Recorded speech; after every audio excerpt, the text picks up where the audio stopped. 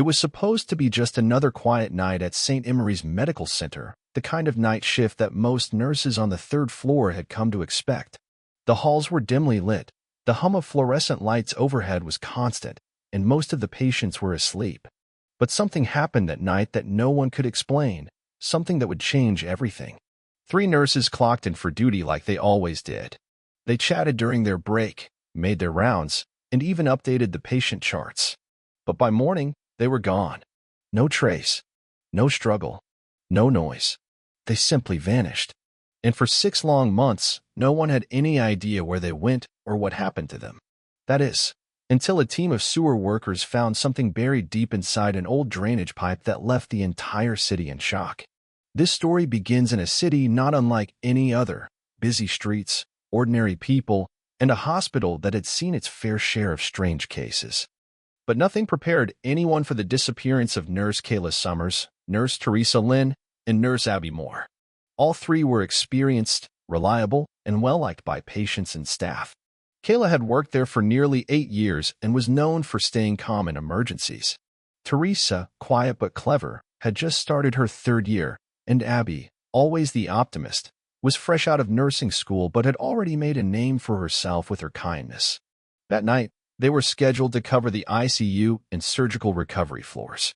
They had checked in with their supervisor, completed the first few rounds, and were even seen on the security cameras at around 2:15 a.m. after helping a patient in distress. But then, nothing. At around 4 a.m., their assigned stations were empty. Their pagers were left behind. The nurses on the morning shift walked in expecting to hand over patient notes, but instead found complete silence and confusion. No one had seen them leave. No one had heard anything strange. Their lockers were untouched, their personal belongings still in place: cell phones, keys, wallets. Even the break room coffee was still warm. Naturally, hospital security reviewed the footage immediately. The last clear sighting of the 3 women was in a hallway near the restricted maintenance corridor, a part of the hospital that had been under renovation for the past year. The cameras at that particular junction, however, weren't working that night due to a reported electrical fault, which only deepened the mystery. Police were called. Search teams went through the hospital inch by inch. Dogs were brought in. The nearby woods, staff parking lot, and even rooftops were combed. But there was nothing. No signs of a struggle, no fingerprints out of place, no clues. It was like they had disappeared into thin air. News of the missing nurses spread fast. The hospital made a public statement, urging anyone with information to come forward. Flyers went up around the city. Candlelight vigils were held outside the hospital gates. Family members and friends pleaded with the public for any leads. But as weeks turned into months, hope slowly faded. There were no suspects, no evidence of foul play, no ransom notes. Just 3 missing women and 1,000 unanswered questions. Then, exactly 6 months later to the day, the city's Department of Public Works sent a crew out to inspect an old sewage line under the industrial district, a system that hadn't been touched in nearly a decade. Complaints had been coming in about strange smells and backed-up drains. Workers assumed it was going to be a buildup of grease or tree roots blocking the flow. But what they discovered was something far more disturbing. At about 30 feet into the pipe, one of the workers noticed a section where the water wasn't moving. It was pooled, unusually dark, and giving off a strong odor. When they cleared the blockage with a pressure tool, something surfaced. At first, they thought it was just fabric, maybe a pile of old rags. But when one of the men leaned in closer with a flashlight, he froze. What he saw triggered a chain reaction of panic, sirens, and police tape that would soon make headlines again. Authorities arrived and quickly sealed off the area.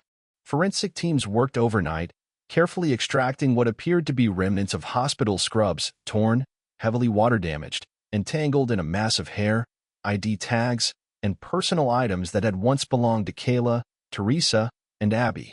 It wasn't long before dental records confirmed that at least one of the remains belonged to one of the missing nurses. But the bigger question loomed: how did they end up in the sewer?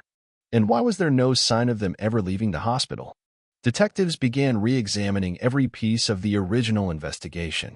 New theories emerged. Was it an inside job? Had someone at the hospital used the under-renovation maintenance corridor to lead them into the old tunnel system? Was the failure of the security cameras that night really just a coincidence? And how had no one heard a thing? The answers didn't come easily. The hospital basement was re-inspected. What they found there only made things more complicated. A locked sub-basement level, previously unmarked on most facility maps, filled with outdated equipment, moldy storage boxes, and a long-forgotten access hatch leading directly into the sewer system. It had been sealed off years ago, or so everyone thought. But the rusted lock looked like it had been broken not long ago. As family members mourned the confirmation of their worst fears, investigators continued to piece together what might have happened during those missing hours of that night shift. But every time they got closer to the truth, another detail would throw the case off course. There were rumors, whispered stories among the older hospital staff about strange occurrences in that part of the building over the years. Lights flickering without cause. Objects moved. Voices echoing in empty halls. Most people brushed it off as stress or the result of overwork. But now, no one was so sure. What exactly happened to those 3 nurses that night? Were they taken by someone? Tricked into entering that hidden corridor? Did they uncover something they were never meant to see? The city was desperate for answers. But the more investigators dug, the darker the truth seemed to get. And just when it seemed like the case was starting to make sense, one of the sewer workers came forward with something he hadn't told anyone. Something he saw just before they shut down the pipe. Something he couldn't forget, no matter how hard he tried. And what he said will change everything. The worker's name was Miguel Ortiz. He'd been with the sewer crew for over 15 years and thought he'd seen it all. Busted lines, collapsed tunnels, even the occasional animal remains. But nothing ever prepared him for what he saw just before they sealed up that section of pipe near the industrial zone. At first, he kept it to himself, thinking it was his mind playing tricks on him. After all, they just pulled pieces of clothing and human remains from a place no one expected. He hadn't slept right in days, but the image wouldn't leave his head. It wasn't what they found that disturbed him the most. It was what he saw watching them from the darkness down that tunnel. Just for a second, something standing still, just out of reach of the flashlight's beam. And then it was gone. Miguel told one of the officers during the second day of cleanup. The detective took it down as a note, but didn't seem to pay it much mind. Maybe they thought it was the stress talking. But later that week, when one of the other crew members reported hearing a low, rhythmic sound echoing from deeper inside the pipes, a sound like faint humming or whispering, the story started to take a different shape. And just like that, the case no longer felt like a simple disappearance. It felt like the city had uncovered something older, stranger, and much harder to explain. Detectives started digging deeper into the hospital's history, particularly that sealed-off sub-basement. Old blueprints were pulled from city archives, some of them yellowed with age and barely readable.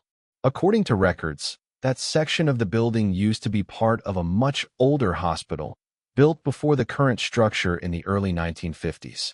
That original facility had suffered a partial collapse during a gas leak decades ago and was largely abandoned and built over when St. Emery's expanded in the late 80s.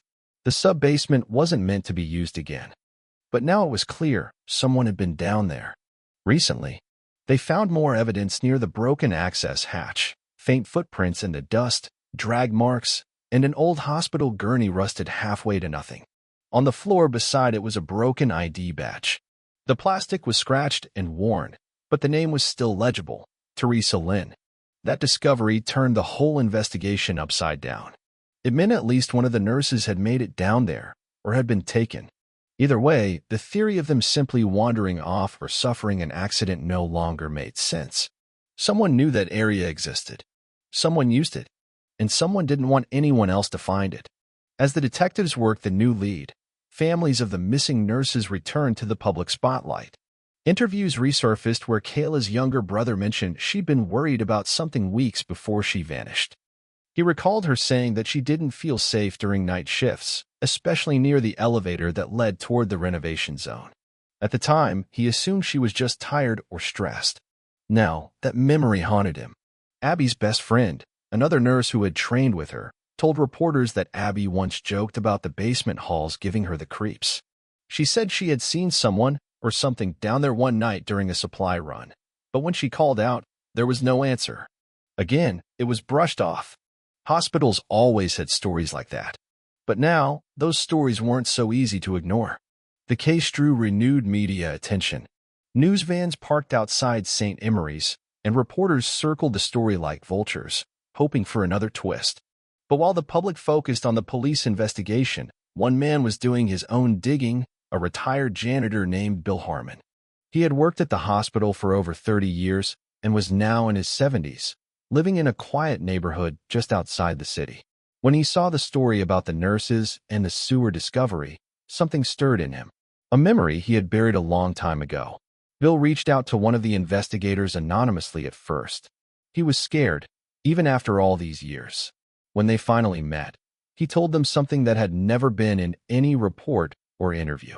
Back in the early 90s, when the hospital was undergoing one of its many renovations, Bill had been assigned to help clear out parts of the lower levels. That's when he discovered a hidden service door in the West Wing basement that didn't appear on his cleaning routes. One night, curiosity got the better of him, and he went inside. He found a long corridor, damp and filled with the smell of mold. At the end of it was a room with strange old equipment and a wall covered in newspaper clippings, patient files, photos, and handwritten notes that didn't make sense. But the part that shook him the most? There were 3 chairs bolted to the ground, and leather straps. He left and never went back. When he told his supervisor, he was told to stay out of that wing. Some doors are meant to stay closed, they said. Detectives listened closely, trying to connect his account with the sub-basement. The timelines matched. The wing Bill described was now part of the sealed-off renovation zone. That meant whatever had been happening down there, or whoever had used that space, had been doing so for a long time. And maybe they never stopped. Back at the sewer site, investigators sent robotic cameras deeper into the tunnels. They hoped to find more evidence, maybe a trail. Instead, they found something unexpected. About 200 feet from where the nurses' remains were found, the tunnel split. One path continuing toward the industrial area, the other toward a sealed-off flood control chamber.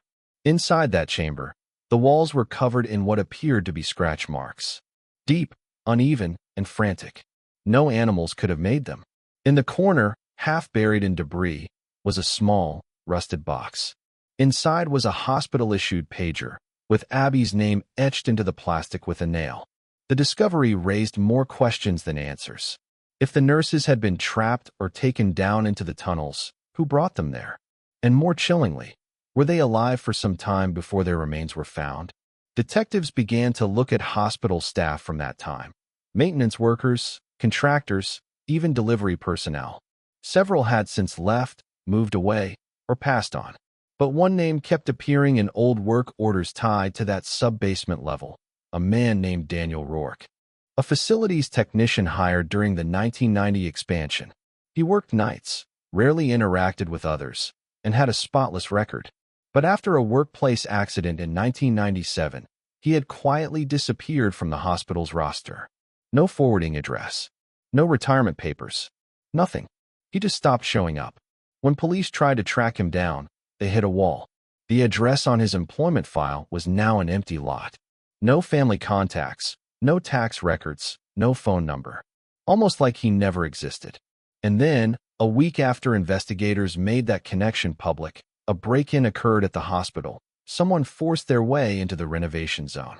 Nothing major was stolen, but security caught a glimpse of the intruder on a hallway camera. The footage was blurry, but it showed a tall figure in a hospital maintenance uniform walking calmly toward the sealed sub-basement door. And just before the feed cut out, the figure turned and looked directly at the camera. The timestamp? 2:16 a.m., the same time the 3 nurses were last seen alive. And that's where this part of the story leaves us, because whatever happened to Kayla, Teresa, and Abby that night may not be over. Not yet. Detective Hannah Reed stood in front of the screen, pausing the grainy footage on the moment that figure looked up at the hallway camera. His face was hard to make out, the image distorted by low resolution and static interference. But something about the way he stared, calm, deliberate, sent a chill down her spine.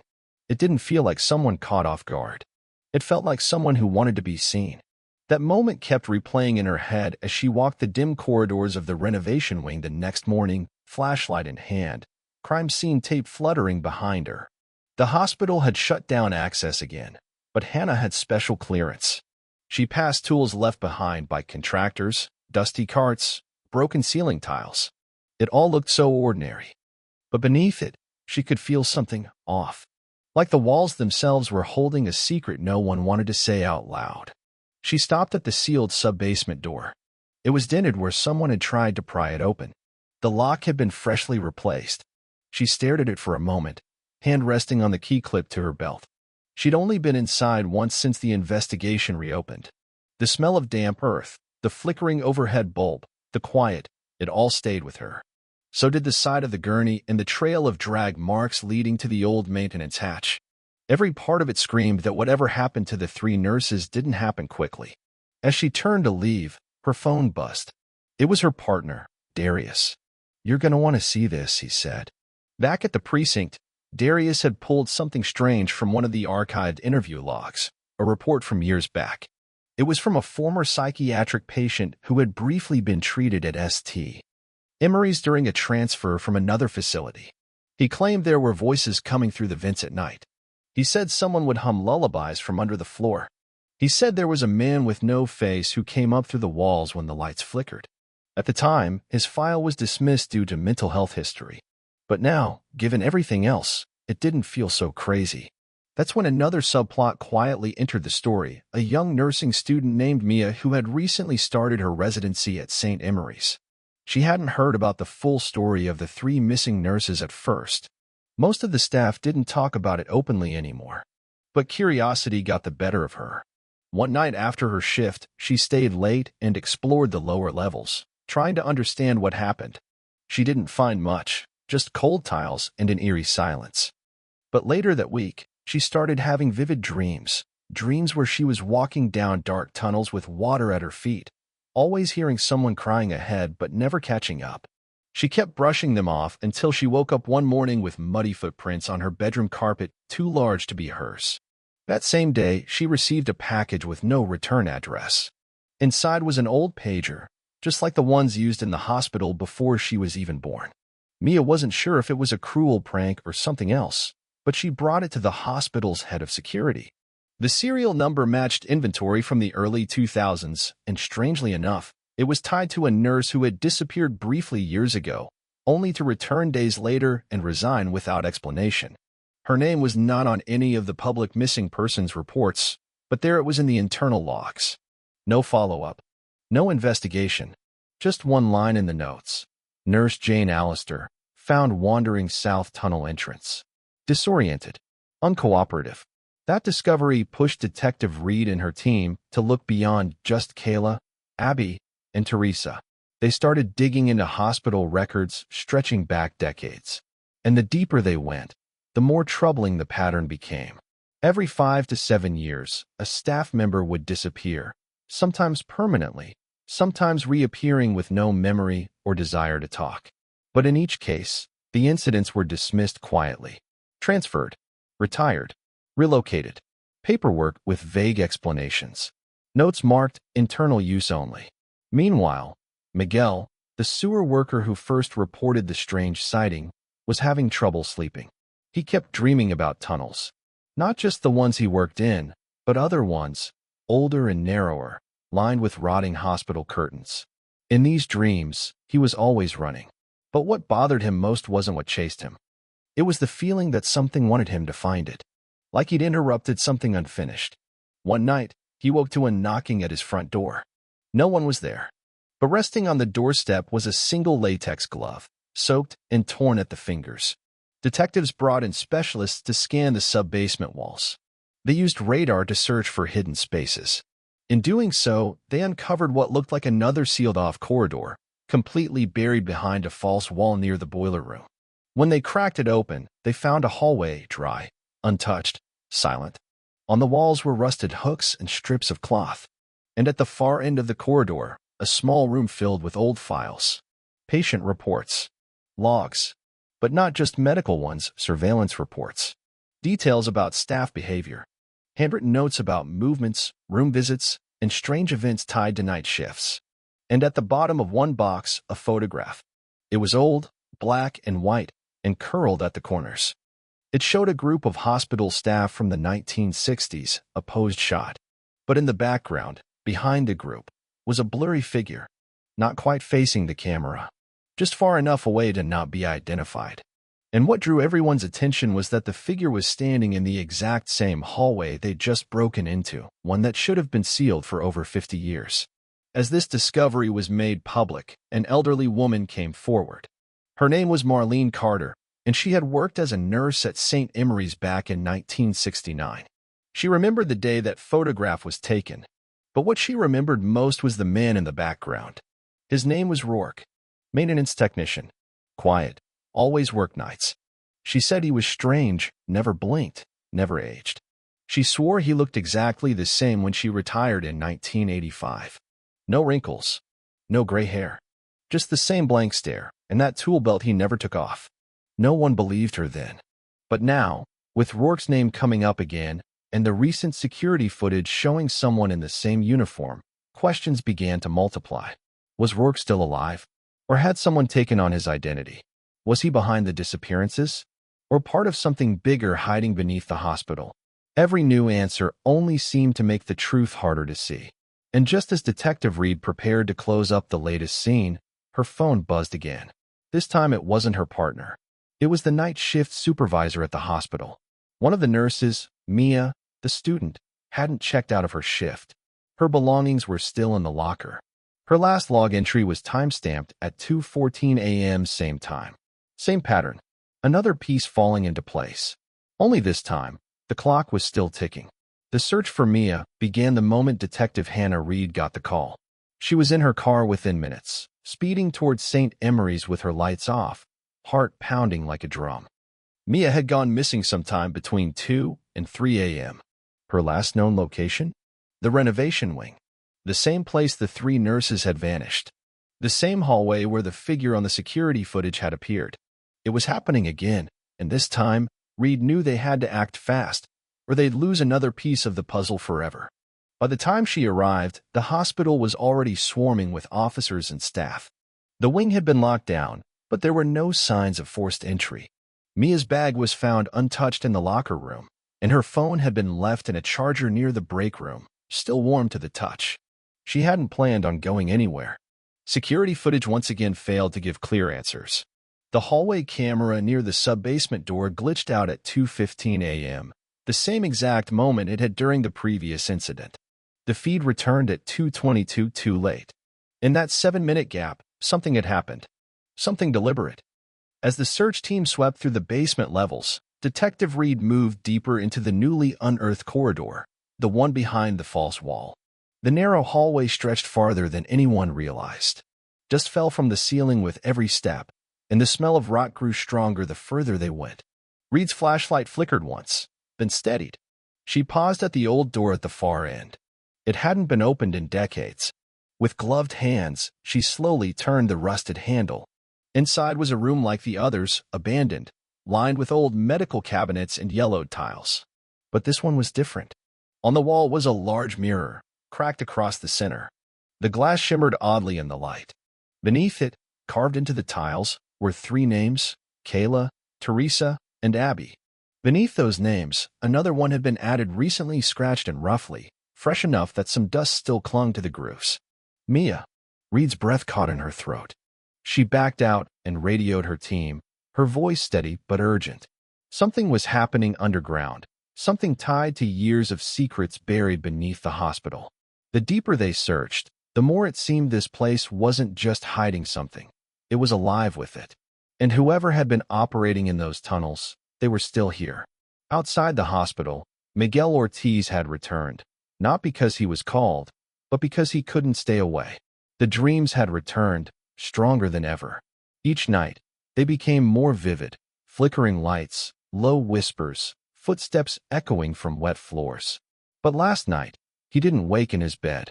He woke up in his car, parked across the street from St. Emery's, with muddy water on his shoes. He didn't remember driving there. He didn't even remember getting dressed. But deep in his gut, he knew something was pulling him back. While the official search continued, Miguel walked the perimeter of the hospital grounds. then down the alley that led to the older sewer access point. The city had sealed it after the first discovery, but he knew a back route, one the workers used before the area was restricted.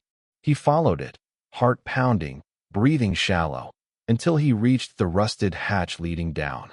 He hesitated only a moment before climbing in.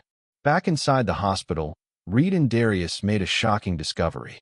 Behind another panel in the sub-basement, they found a small chamber with strange wiring. There were outdated intercom systems wired through the walls, leading to vents, elevator shafts, and even the patient rooms above. Someone had been listening, watching, for years. And then Reed spotted a small stack of tapes, labeled not by dates, but by names. One said Abby 7N, another Teresa 5W. The last one, the newest, was marked simply, Mia, holding. Reed didn't hesitate. She slid the tape into the old machine. Static filled the room, then a faint, trembling voice. Please, if anyone hears this. I think I'm underground. I can't tell how long I've been here. There's no light. I can hear someone breathing near me, then a long pause. He doesn't talk. He just watches. The tape ended in a sharp click. That was all Reed needed. She radioed her team and ordered a full search of the remaining substructure, including the old maintenance accessways. What no one realized was that Miguel was already down there, walking in the dark, guided by memory and instinct. He didn't need a map. The tunnels seemed to welcome him now, as if he'd walked them 100 times. The air was heavier, almost electric. Water dripped from the ceiling in a steady rhythm, echoing like footsteps. Miguel passed by familiar places, the collapsed corridor, the split tunnel, the chamber with the scratch marks. He turned left, then down again. And there, at the bottom, he saw it, a door with fresh footprints leading inside. He pushed it open slowly. Inside was a narrow room, low ceiling, walls covered in peeling paint. At the center of the floor was a chair, an old one, like from a doctor's office. And in the corner, Mia. She was tied loosely, blinking at the light, eyes dazed. Miguel rushed forward, whispering her name, but she didn't speak. Her eyes darted past him to something behind him. He turned, and for the first time he saw him. Tall, silent, wearing the same faded maintenance uniform. No expression, just eyes that never blinked. And a name tag, Rourke. Miguel stepped back, heart racing. But Rourke didn't move. He just stood there, one hand resting on the wall, head tilted slightly, watching. From his belt, Rourke slowly removed an old, rusted set of keys. He let them dangle, then pointed, not at Miguel, not at Mia, but at the chair in the center of the room. And then, the lights above began to flicker. One by one. Back upstairs, Reed lost radio contact with the team in the lower levels. The signal cut out at exactly 2:15 a.m. She grabbed her flashlight and started down the stairs. Because whatever had begun all those months ago wasn't finished. And something in the dark was still waiting. Detective Hannah Reed descended the stairwell as fast as her legs would take her, the narrow corridor closing in tighter with every step. The flickering lights above her buzzed in waves, casting short bursts of light that made the shadows twist and shift. Her radio crackled in and out, giving only fragments of voices like ghosts caught in static. She'd been in these tunnels before, but tonight the air felt different, charged, almost like the building itself knew she was getting close. Below, in the forgotten room, Miguel still stood frozen as Rourke stared back at him. The silence between them was loud. Mia whimpered faintly from the corner, her voice dry and weak.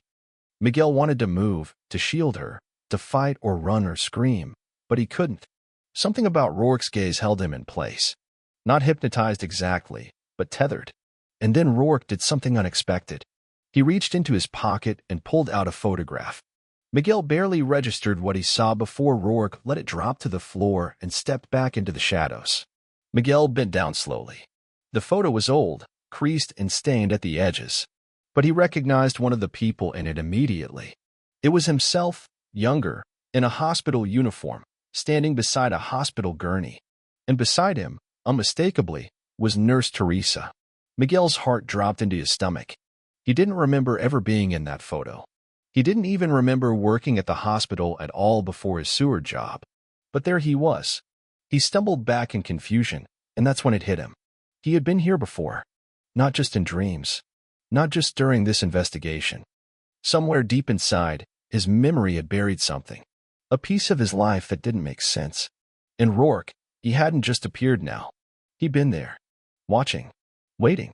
Just then, Reed burst through the far end of the hallway, flashlight cutting across the floor. She spotted Miguel and rushed to him. "Where's Mia?" she demanded. He pointed to the corner where Mia sat, her eyes slowly blinking toward the light. "We need to get her out of here," Miguel said, helping her up. "Now." Reed looked around, gun drawn, but Rourke was gone. Not a trace of him remained. No sound, no footsteps, nothing. It was like he'd vanished through the walls. They started back through the tunnels, Reed supporting Mia while Miguel led the way, still rattled by the photograph in his pocket. But as they turned into the main corridor, they were stopped short. The door they'd come through had closed. And behind it, a low humming sound began to rise, coming from the walls, the pipes, even the floor beneath their feet. Reed pressed her radio, but it was dead again. The power flickered.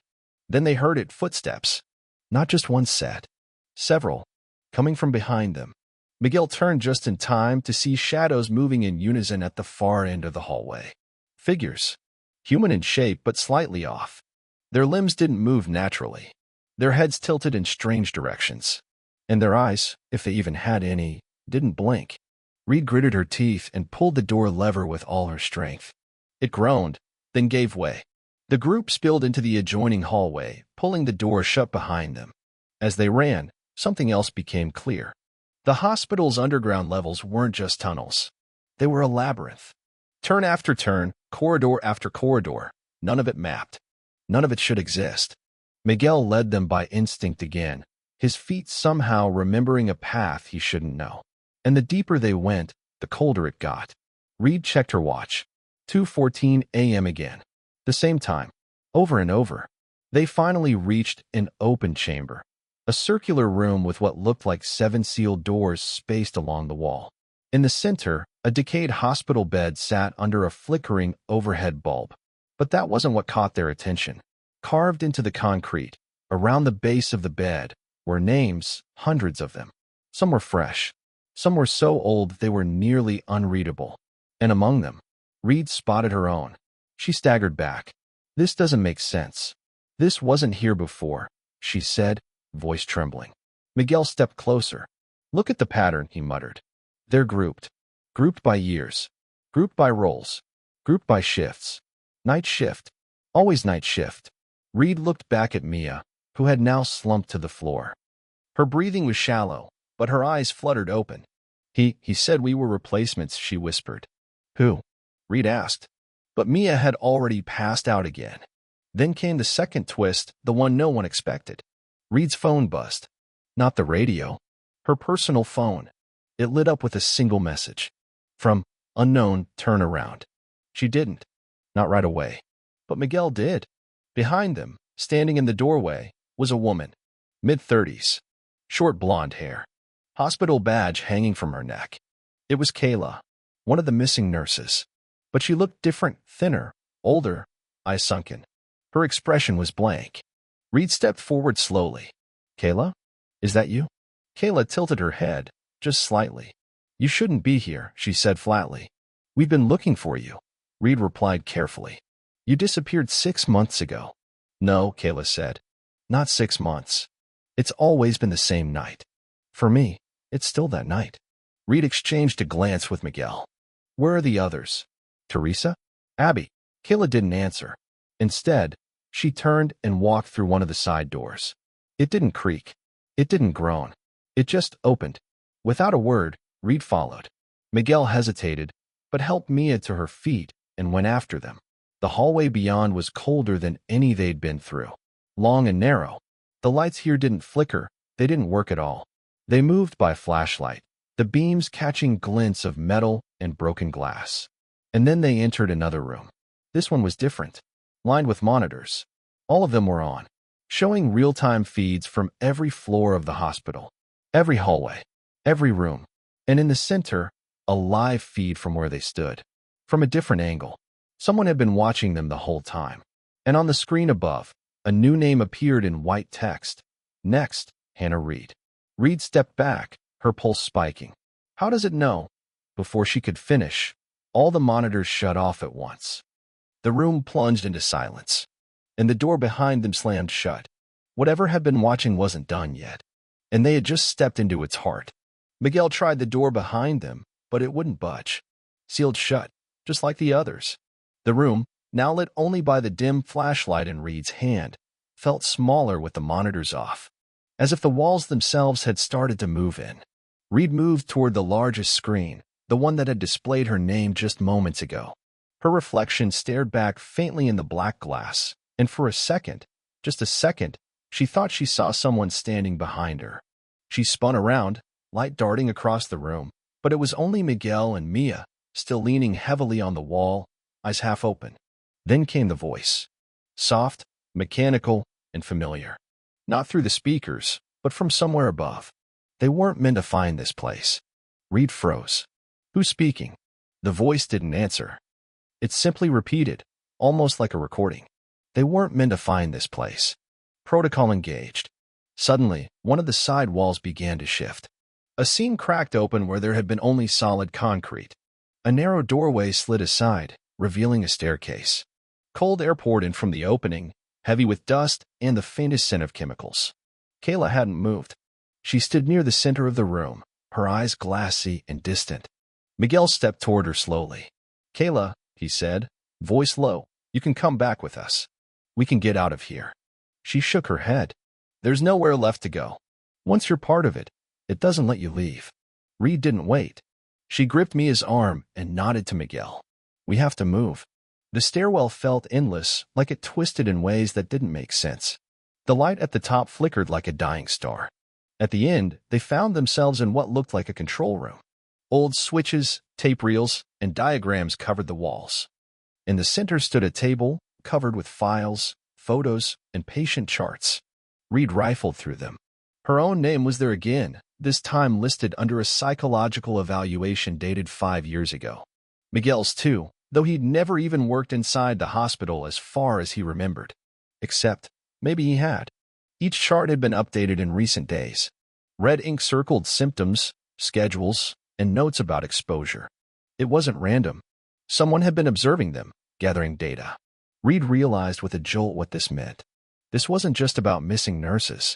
The hospital had been running an unauthorized program, some kind of long-term behavioral observation. A hidden facility buried beneath the hospital had been monitoring night shift staff for decades. The missing nurses weren't victims of random disappearances, they'd been pulled into something intentional. Something orchestrated. The truth was worse than she imagined. Miguel pulled one of the old tapes from a side shelf. He recognized the handwriting. It was his. Dated 8 years ago. I don't remember doing this, he said, breath shallow. Reed found an old player and popped in the tape. The room filled with a crackling hiss. Then his voice, unmistakably younger, more confident. If this message is playing, the voice said, then I failed. And you've come too far. Miguel stepped back, mouth slightly open. You won't remember everything. The recording continued. That's part of how the protocol works. Memory blocks. Routine conditioning. They needed subjects who wouldn't question their own gaps. We volunteered at first. Most of us did. We didn't know what we were signing up for. Reed stared at him. You were in on this? Miguel shook his head. I don't remember. I swear. The tape continued. There's a trigger built into the system. Something that activates when too many anomalies happen in a short span. Vanishings. Hallway malfunctions. Sublevel breaches. When that happens, it starts pulling people back in. Like gravity. And once the system thinks someone's seen too much, the tape cut out. Reed looked at him. This isn't about ghosts. Or some man hiding in the walls. Miguel nodded slowly. It's the hospital itself. Or what's under it. Suddenly, Mia stirred. It's waking up again, she whispered, eyes fluttering. The lights above flickered. A low hum returned. Another panel across the room slid open, revealing what looked like a chamber with vertical pods, maybe 8 or 10 of them, all sealed. Inside each one, faint outlines of people. Suspended. Preserved. One of them unmistakably looked like Teresa. Another, Abby. Reed stepped forward. They're alive. They've been stored, Miguel said. Waiting for reintroduction. Or replacement. Suddenly, the pod at the far end began to open with a hiss of gas. The figure inside stepped out slowly, groggy but moving. Reed raised her flashlight and gasped. It was her. A perfect replica. Same face. Same uniform. Same everything. The real Reed stepped back. No. No, that's not possible. The double didn't speak. Just turned toward her with hollow eyes. Miguel stepped in front of Reed, hand trembling. This is what they do. They don't just monitor. They recreate. Why? Reed whispered. Kayla's voice came faintly behind them. So no one ever notices they're gone. More pods began to hiss open. Across the chamber, more replicas stirred to life. Reed turned and yanked open a steel door to the side, revealing a ladder leading up. We go now, or we never leave. Miguel didn't hesitate. He helped Mia to the ladder and followed. Reed climbed last, the hum of machines rising below. Just as she reached the top, a final voice echoed through the shaft. You can leave, but part of you stays. They burst out into an old utility shed on the edge of the hospital grounds, the night air biting and sharp. Behind them, the ground seemed quiet, still, like nothing had ever been there. Mia collapsed on the grass. Miguel stared at the stars above, the silence deafening after what they'd seen. Reed dropped to her knees, chest heaving, brain trying to make sense of it all. They'd escaped. But as dawn broke, casting a pale light over the hospital's silhouette, Reed's phone buzzed again. A new message. Subject reclassified. Replacement active. She looked up slowly at Miguel. But he wasn't looking back. He was looking at her. Expressionless. Just like the copy in the chamber. And then, for the first time, he blinked. But not like he normally did. It was off, unnatural. Too slow. Too perfect. Reed didn't speak. She just stood very still. Because now she knew, not all of them had made it out. Reed stood frozen in place, her eyes locked on Miguel. Or whoever, or whatever, Miguel had become. The early morning sun crept over the trees, casting long shadows across the grass. For a moment, everything felt still, peaceful almost. But that stillness was only on the surface. Underneath, the questions swirled. What had followed them out? Who was real anymore? And more urgently, who could be trusted? Miguel's expression softened, just slightly. He reached into his coat pocket and pulled out the photograph, the same one he'd found deep in the underground room. He held it up without saying a word. Reed took it slowly. Her hand trembled. There, again, was that same image. Miguel, younger. Teresa. The hospital. A part of her still refused to accept it. But the picture was real. And now, so was the doubt. If Miguel had truly been part of this before, how much of who he was now came from him, and how much came from them? Behind them, Mia stirred, her breathing more stable now. She'd been through more than anyone, and yet something about her was stronger. She blinked up at the sky, then at Reed and Miguel, and whispered, It's not just us. They've done this before. They'll do it again. Reed helped her sit up, gently brushing dirt from her shoulder. No one's going to believe any of this, she said. There's no proof. No tape. No files. That whole facility is hidden. Locked down. Miguel finally spoke. Unless we bring it to the surface. Reed looked at him. You really think there's a way to expose it? There always is, he said. But it's not about dragging it into the light all at once. It's about finding the threads. The patterns. The people who've seen what we've seen. They're out there. They made their way toward the edge of the property where the hospital met the main road. Police tape still flapped in the breeze around the storm drain where all of this had started. The city's sewer workers were long gone, and the media had moved on after days with no new leads. No one knew the real story. Just rumors. Disappearances. Strange outages. And of course, the 3 nurses who had vanished without a trace. But now, they were no longer just names on a missing persons list. They were part of something larger. Something hidden. Mia's voice was quiet, but steady. Teresa and Abby, they're alive.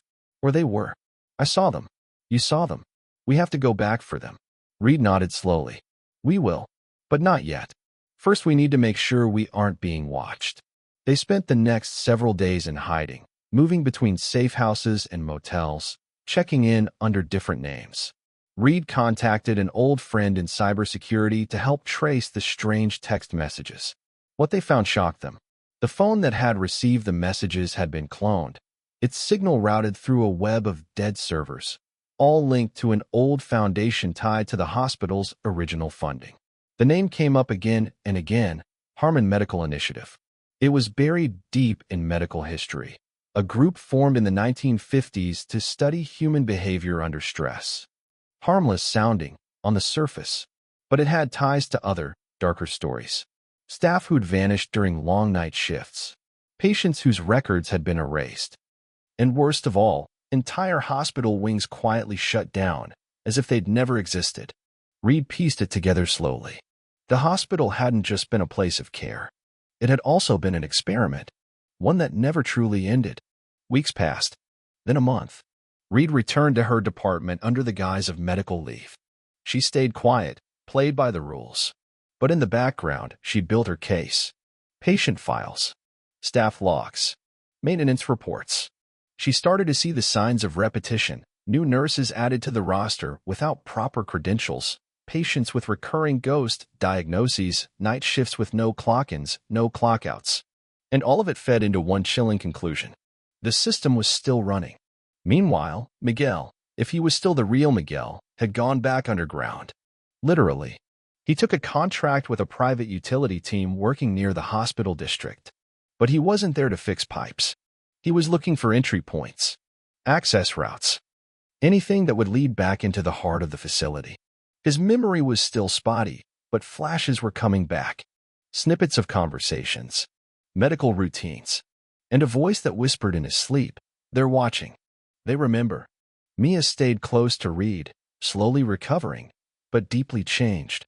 She began recording her story, not for the news, for the record, so someone, someday, would know what really happened. Her journal became a log of every detail she could recall: the layout of the tunnels, the sounds, the machines, everything that might help bring the truth into the open. And then, just when things started to feel normal again, the second twist came. A letter arrived at Reed's office. No return address. Inside was a photo. Recent, blurry, but clearly taken from within the hospital. It showed a room, identical to the pod chamber they'd escaped from. Only this time, the pod at the center was labeled M. Rourke. He was back. Or maybe he'd never left. Reed placed the photo down slowly, heart racing. She didn't say anything right away, just looked at the faces around her. Mia, stronger now, eyes calm but watchful. Miguel, standing by the window, jaw clenched, already planning their next move. The past couldn't be erased. But maybe, just maybe, the future could still be rewritten. Reed looked out over the city. The hospital stood tall in the distance, its windows catching the light like silent eyes. People still walked its halls, still trusted its care, unaware of what lay beneath. But now someone knew. And that meant the story wasn't over. Not yet. But it had started. With 3 nurses, a broken sewer pipe, and a secret that was never meant to be found. What came next would depend on how far they were willing to go, and who they were willing to trust. Because in the shadows of the city, something was still watching, waiting, and it never forgot a name.